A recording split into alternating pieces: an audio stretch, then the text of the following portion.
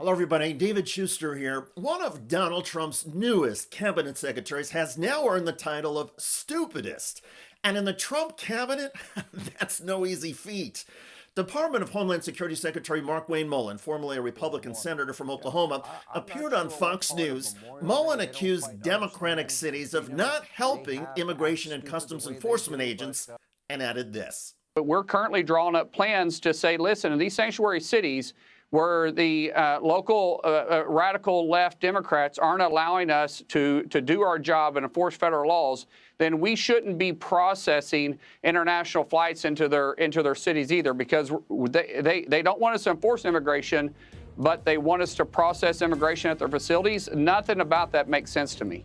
But it does make sense to Markwayne Mullin to stop international flights landing in New York, Newark, New Jersey, and Los Angeles 2 weeks before the World Cup. And we shouldn't be processing international flights into their cities. The reaction on social media has been intense. The okayist laugh my effing ass off. Sure, tell Delta they can't land international flights at JFK, Atlanta, or LAX. Norm Ornstein, dumb as a post and ready to damage the economy to punish blue states. Conservative Jonah Goldberg. This is the kind of idea that sounds awesome in your office and on Fox, but in the real world, it might as well be the mass sacrifice of 5,000 oxen to the god of unintended consequences. Juliet Kayyem.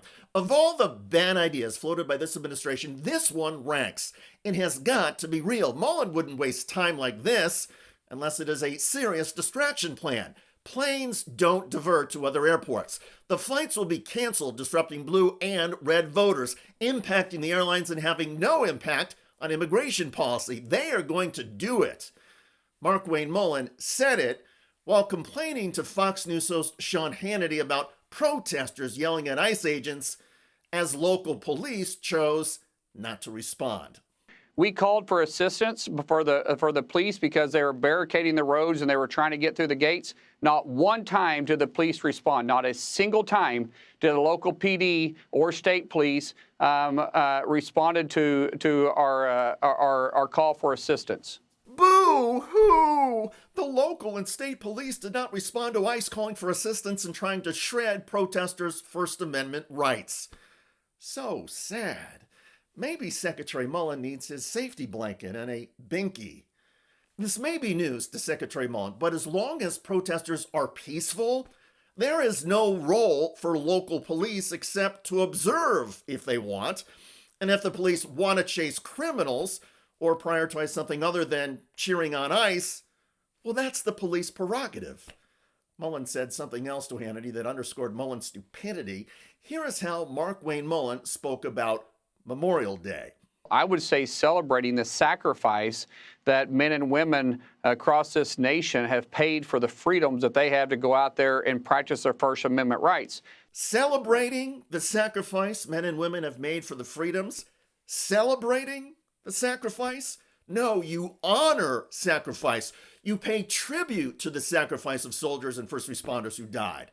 Most Americans don't celebrate and are not happy about anybody dying. But perhaps Markwayne Mullin has a limited vocabulary. Or maybe he's just an idiot, as he has underscored with his idea to block international airline flights. To be fair, there are other members of the Trump cabinet who seem to qualify as morons. Defense Secretary Pete Hegseth, HHS Secretary Robert Kennedy Jr., Transportation Secretary Sean Duffy, each has made a compelling case. And even the folks who are supposedly smarter, like Chief Economic Advisor Kevin Hassett, have said things that are really dumb. Hassett recently claimed Americans are optimistic about the economy.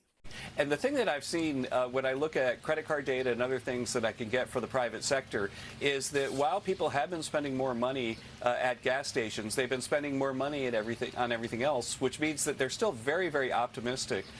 Spending more money on everything means people are more optimistic?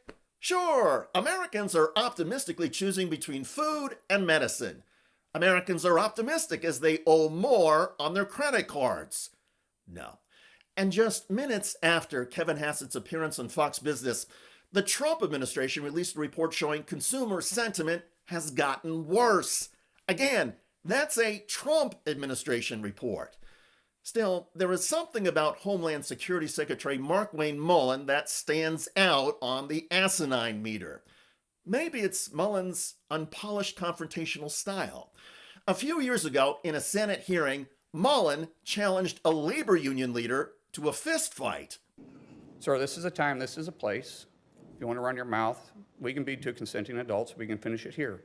Okay, that's fine. Perfect. You want to do it now? I'd love to do it right now. Well, stand your butt up then. You stand your butt up. Oh, hold on. Big guy. Oh, stop it. Is that your All right. solution every Hold it. No, sit down. Sit down. Look at you. You know, you're a United States Senator. Sit down. Active. Oh, okay. Sit down, please. All right. Can I respond? Mr. Hold Chairman? it. Hold it. Mullin and Sean O'Brien later apologized to one another, and they have since become friends. And that's nice. But recognizing your stupidity doesn't erase your stupidity. And with Markwayne Mullin, the idiotic ideas and boneheaded questions keep coming. Why are we processing international flights into the airport there? Why are we processing international flights? Markwayne Mullin, keep it up. A few more television appearances and interviews, and you will earn the undisputed distinction as the dumbest member of this administration. And that is saying something, given that the Trump team is filled with so many buffoons. By the way, a Trump friend who is pushing for an AI data center in Utah just got ridiculed by activists in epic fashion, and Kevin O'Leary had it coming to him. Elevate Strategies, also a cell operating inside of Utah.